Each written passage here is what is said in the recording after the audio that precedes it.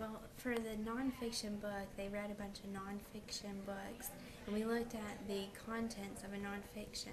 And in it, you have in a nonfiction, you have table of contents. And in the table of contents, it talks about what the whole book is going to contain in certain chapters. And then we talk about the chapters in the book and the subtitles. And then we looked at the glossary in the nonfiction, how it had definitions of certain words that you want to identify. And then you have an index, those words that you identified in the glossary, what page number they were on. So he's going to be writing the definition of elephant.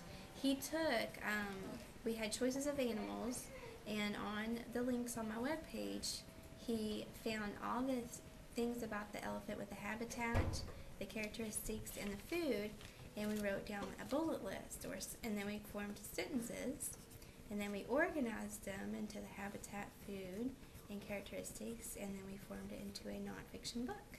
And he has a table of contents in here that has the habitat, characteristics, and food, and then he wrote his sentences about what the elephant looks like, and then he wrote his sentences about what the elephant eats, and then he wrote his sentences about where the elephant lives. And then he chose his words, and his first glossary word is elephant, and he's writing his definition down. And this promotes a lot of identifying a nonfiction, the genre between a nonfiction and all the other genres, the fantasy, the dramas and skits, and research. And it promotes a lot of research with the students because they're able to choose what they wanted to look up in the information. And then they had to decide, how do I organize it? I've got to organize it in a way that the reader would understand. So we decided to organize it with habitat, characteristics, and food. With that, they had to understand how to write sentences from their bullet list, and then decide what words are going to be important for the reader. And Fisher chose elephant, which, you know, a lot of people don't know, especially in kindergarten. And they don't know how to spell it, because a lot of times they put the F in there and it's the PH, right? Yeah. Just like phone. Yep, just like phone. Alright, we done with that one? Alright, what's the next one you gotta look up?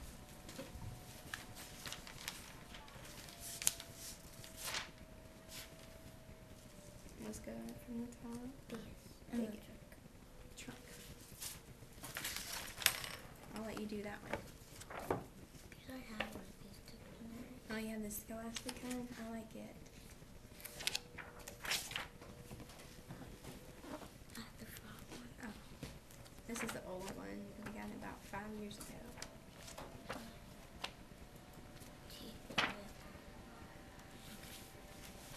And this also promotes dictionary skills because they have to be able to understand how to spell the word and understand the guide words. And we've been talking about the dictionary and how it has the parts of speech and the definitions, and then they get to know what the word means. We gotta look for T, then what? T. U. No, TR. TR. Okay, so we're at TA and then TE on the last one right here. So are we there yet? Okay. So look at this one. We got TE on the first, TE on the last. So we gotta keep going. T and T. T, there's a lot of T's. Finally something that's not T, but it's not hot enough. Yeah.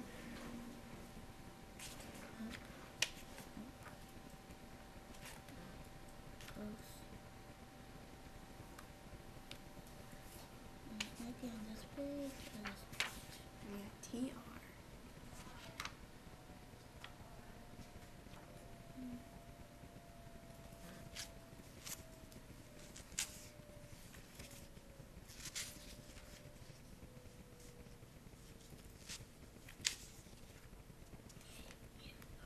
So we got TR. Okay. Now what? You have to find a U. Okay. Trunk. So it should be on this page. What was that? Is that trunk or Truck. that's truck? Okay, so trunk is going to go this Was TRU, then what? TRU. N. N. So it's going to be a little bit long. Mm-hmm.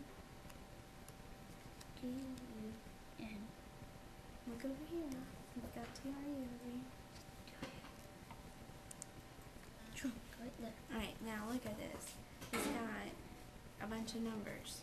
That means there's many definitions for it. Okay, so the first definition, main stem of a tree. Just talking about like the tree trunk. Okay. Yeah, tree trunk. Second definition, look at it. That's not it. That's not it. The third one. No. The fourth one. Yes. Yes. So that's the one you're going to write down. Okay? The long nose of an elephant.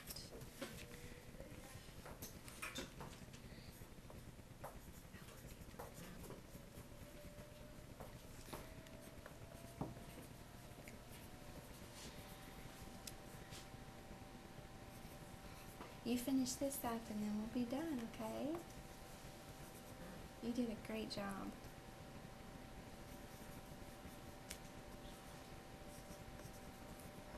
And you're going to be a little ahead of the others. Alright.